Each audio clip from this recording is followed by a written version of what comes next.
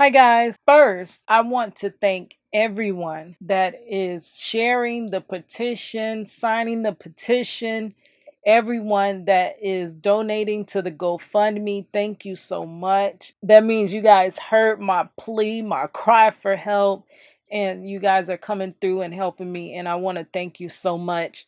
Anybody that is checking out the content on whether it's Facebook, Instagram. I just relaunched my Instagram, going back to it and adding more content because I haven't been on there forever.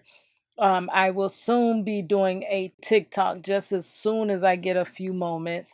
And I'm trying to continue with the YouTube.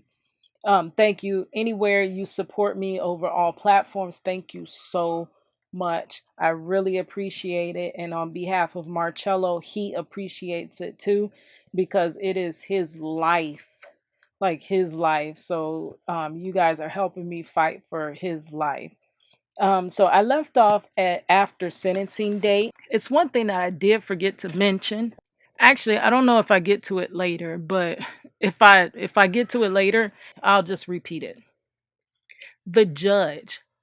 Okay, remember in the last video I was saying that an advocate came forward and was like, Marcello had no priors, and it's really odd. Nobody that doesn't have any prior record just jumps out and commits this type of crime. So they were just recommending him like 6 months of boot camp. And the judge batted that down like with the quickness.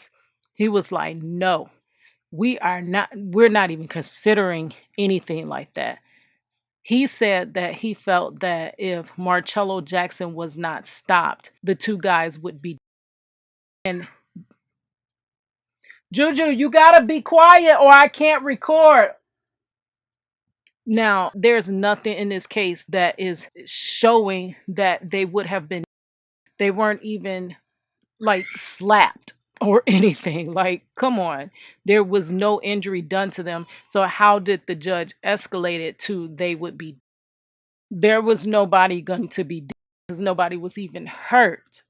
So he was like, there's no way we're going to entertain any type of programs for him. He was only 19 at the time of the incident and 20 by the time he went to court. There was plenty room for him to, if they believed he committed these crimes, there was a lot of room to rehabilitate him. They did not even want to attempt that. That this was like a one-shot deal, and it's not like 3 strikes you're out. He was completely out on the first strike. The thing is, they never proved this case. They have no evidence that is proving that Marcello did any of this, and there's so many holes in this case.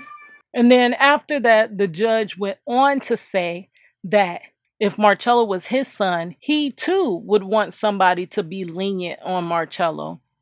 But he felt that if Marcello was not stopped, the two guys would be dead. So that is why he said he wants Marcello to feel the wrath of what he did for the rest of his life. Every day he wakes up, he really said, I want to give him life for this incident.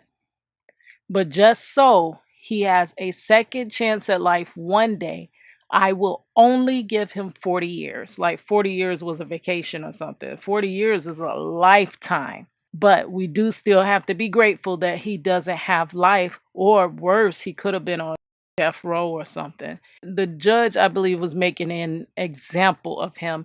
And I will get to that, more about that judge. Back then, that was those tough on crime era in Florida. Like you, any crime, you got mountains of time.